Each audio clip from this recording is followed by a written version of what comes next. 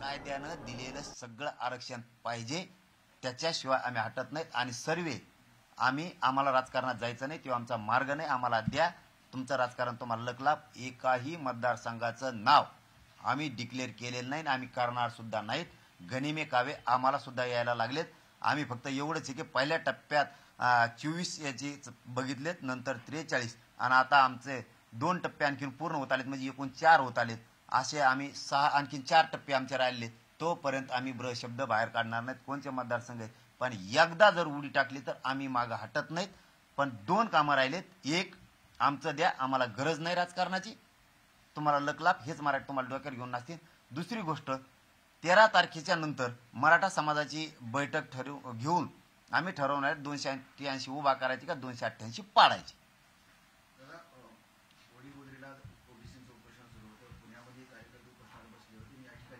भुजबळांनी भेट दिली, त्यावेळी भुजबळांनी बोलताना शायरी म्हटली की दुश्मन के लिए दुश्मन है हम, दिलबर के लिए दिलदार है हम, आणि गंज लगी तलवार को धार लगानी होगी, कुछ लोग अपनी अवकात भूल गए. तुम्हाला उद्देशून त्यांनी बोलले तसं. त्याला काय माहिती माय ऐकवा, तरी त्याला आता कळायला संपन्न संध्यात राहिले त्याचे. कोणत्या दिलवाराच्यासाठी राहिला, ज्यांनी तुला कणगुळीला धरून मोठं केलं त्याला अटक केलं. तो कोणाला दिलबर राहिला, तू हिंदी शिकवते दिलबर आहे काय, दिलबर आहे रे तू. सगळा गडबड करायचे ना तू, इथून तू दोन गोंधळे आहे. हा माळा ते लटकायला पाहिजे, तो गळ्यात ते द्यायला पाहिजे, बुका लावून तुला असं घास सोडून ती असं खांद्यावर तो आहे. सगळा गडबड्याचे सगळ्या दुनियाचं ज्यांनी तुला मोठं केलं त्याला त्यांना घातलं. त्यांना देशात हिंदू हृदय सम्राट पदवी दिलेली. मला राजकारणात नाही देणं घेणं, पण मोठं करणाराचा उपकार ठेवला नाही तो. आणि ज्याने तुझ्यासाठी हे 16% आरक्षण दिलं, हे कुटाने केले, आमचं वाटोळं केलं, त्यांचा अपक्ष म्हणून तो आता इकडं आला. त्याला इकडे येऊन त्या भाजपच्याच मागं लागला. देवेंद्र फडणवीसच सांगायला लागला, आमकच बदलणारे 400 पारच झालं म्हणायला लागला. घरात झोपून फोनच काय लावले, भाजपाचे शीटच काय पाळले. तू कोणचा धाडाचा आहे? दिलबारे आहे काय? दिलबारे आहे तू गोंधळ्या सगळ्या दुनियाचा. इथं लावली सगळी काडी, इथं सगळं ओबीसीचं आमचं चांगलं होतं, इथं टेंबादीला टाकून गेला निघून. तू काय माणूस आहे का? अरे काय बोलावं तुला? अरे एवढ्या मोठ्या गुन्ह्या गोविंदाने नांदणाऱ्या जाती एकमेकाच्या विरोधात घालायला लागला. पळलेले 4-5 जण घेऊन हिंडायला लागला इकडून तिकडून, आणि ते दाखवायला लागला सरकारला आणि देवेंद्र फडणवीस साहेबाला.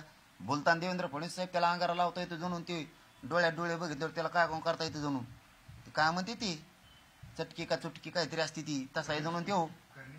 करणी ते लागन तुम्हाला बुक्का त्याचा ना काय को ते 4-2 संघ घेऊन हिंडत. तुम्हाला वाटत निघते सीट सगळे पाडीन रापा रापा पुरी ते आलंय ग दिलबारे आहे ते. काय म्हणला ना आता दिलबारे को दिलबारे काय दिलबारे रे तू गोंधळे. सगळं टंपळ वाजून टाकलं. इथं धनगर बांधव इतके इमानदार लोक आहेत, म्हणजे मी स्तुती करत नाही, मी बोलायचं म्हणून बोलत नसतो. हे शब्द मी आज वापरतोय.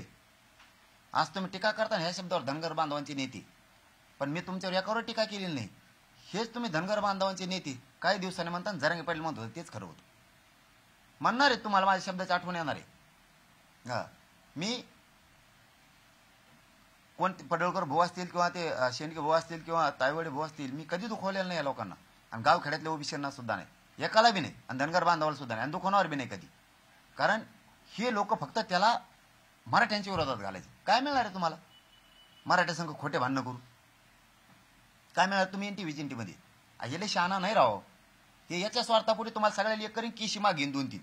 आता 1-2 4-2 जणांना सांगा आमदार करीन काय करीन. अरे यांनी पहिल्याच ओबीसीच्या नेत्याचं चांगलं केलं नाही, तर आता नवीन आता चांगलं करायची. अरे हे लय कलाकार हे पोट्ट आहे. येवल्यात बसून ग गोंधळ्या काय दिलवाऱ्या काय तर म्हणलाय ती लई एडपटे राव. मग ऐका तुम्हाला पश्चाताप येईन, काही ना दिला विन. जुन्या नेत्यांचा बघा, ना दिलवून काही नाही मिळवून दिलं तिने. एकाला बी आता काहीच केलं नाही तिने आता बी. आणि मला काय नाव होता हे सीट पाडलं तेच पाडलं, सगळेच पडलेत. बरं निवडून मी आणलेत मराठीने असं बी नाही, ओबीसी सुद्धा निवडून आणलेत. किती नावं दाखायची? विधानसभेत सुद्धा आणलेत. उगाच काहीतरी त्याचा ऐकून गोंधळ घालून कन्फ्युजन करू नका. आमच्या सरकारी नोंदी ते आम्हाला द्यावा लागणार आहेत आणि आम्ही त्या घेणार आहेत. कशाला उगाच फुकट? त्याला काय करायचंय जाहीर सांगून टाक. चला जाऊ द्या, आता पटलं तर पटा, नसतं पटत नका पटू देऊ. तुम्ही एक दिवस म्हणणार जरांगे पाटील मत होते ते खरंच होतं, पण विश्वास ठेवला होता आम्ही त्याच्यावर. तो एक तर तुमची एसटी ची आरक्षणाची मागणी करत नाही. इथं तुम्हाला धोका आहे, क्लिअर सांगतो. कारण त्याला तुम्ही पाहिजेत आणि आदिवासी पण पाहिजे, असा त्याचा डबल गेम. त्याला राजकारण एकदा साधून घ्यायचं आणि राजकीय प्रवाहात यायचं, त्याला काही घेणं देणं नाही मग कोणाचं. एक दुसरी बाजू, गोरगरीब मराठी गोरगरीब धनगराच्या बांधावर भांडणं घालवून हे फुकट केसेस करीत तिकडे बसून राहते हे सगळे, आणि आपले लोक हेलपटे घालू घालू बेजार होते. तिसरी गोष्ट, ह्या आंदोलनात कोण आहेत तर धनगर बांधवांना, काही धनगर बांधवांना पटत नाहीये की आपण एनटीचं आरक्षण मागावं, आणि मराठ्यांच्या जर नोंदी असत्या तर मराठ्याला आरक्षण दिलं पाहिजे, आपण आडवं नाही पडलं पाहिजे, हे धनगर बांधवांना वाटतं. कारण धनगर बांधव इमानदार सुद्धा तितकाच. म्हणून मी धनगर बांधवाला कडावून विरोध करत नाही, हे माझं समजून घ्या तुम्ही, म्हणून करत नाही. तो तिसरं काम हे करायला लागलाय की या आंदोलनात धनगर बांधव या प्रामाणिकपणामुळं त्याला तळतळ बी एकीकडून आंदोलनाची पण, आणि दुसरीकडून ही तळतळे की मराठ्यांच्या गोरगरीबावर तरी का अन्याय असं ओबीसी बांधवांना वाटतं. हे केशी करीन गोरगरीब धनगर बांधव, गोरगरीब ओबीसी बांधव, गोरगरीब मराठा बांधव याच्यात चेंगरणार, ही मजा बघणार. या आंदोलनात धनगर बांधव प्रामाणिक मुद्द्यावरती आहे सध्या. काही नेते सुद्धा आहेत, ते नाविलाजानं जात आहेत, हेही मी मान्य करतो. काही धनगर बांधव नेत्यांना सुद्धा वाटतंय की हे मोगम याचा राजकारणी माणूस येऊ छगन भुजबळ हे डाव साधून घेणार आहे. पण काही लोक दुसऱ्याच जातीचे याच्यात इन्व्हॉल्व्ह व्हायला लागलेत, त्यांना काही गोष्टी लागल्यात, त्यामुळे त्यांना तिकडून येऊन इकडे वाद करायचा आहे आणि निघून जायचंय, आणि धनगर बांधवात आणि मराठ्यात लावून द्यायचंय, आणि हे डाव त्याच आहे येवल्यावाल्याचा. म्हणून माझं सांगणं काम आहे, शेवटी तुम्ही माझ्यावर कसली टीका केली तरी मी उत्तर दिलं नाही आतापर्यंत, देणार सुद्धा नाही. कारण मी काय तुम्हाला आणखीन विरोधक मानत नाही. कारण धनगर बांधवाने आमचं काहीच केलेलं नाही, आम्ही त्यांचं काहीच केलेलं नाही. राहिला बाकींच्या ज्या रुसल्यात त्यांचा विषय, तर त्यांनी काहीतरी त्रास दिलेला असं आम्हाला बी आणि तुम्हाला सुद्धा दिलेला आहे, पण तुम्ही आज झाकून ठेवायला लागले सगळ्या जाती धर्माचे. त्याच्यामुळं आम्ही त्यांचे विरोधक नव्हतो आणि असण्याचं कारण बी नाही. त्यांनी खूप त्रास दिला म्हणून काही गोष्टी घडल्यात, आणि हार जीत ही पराजय ही महाराष्ट्रात प्रत्येक उमेदवाराला बंधनकारक आहे.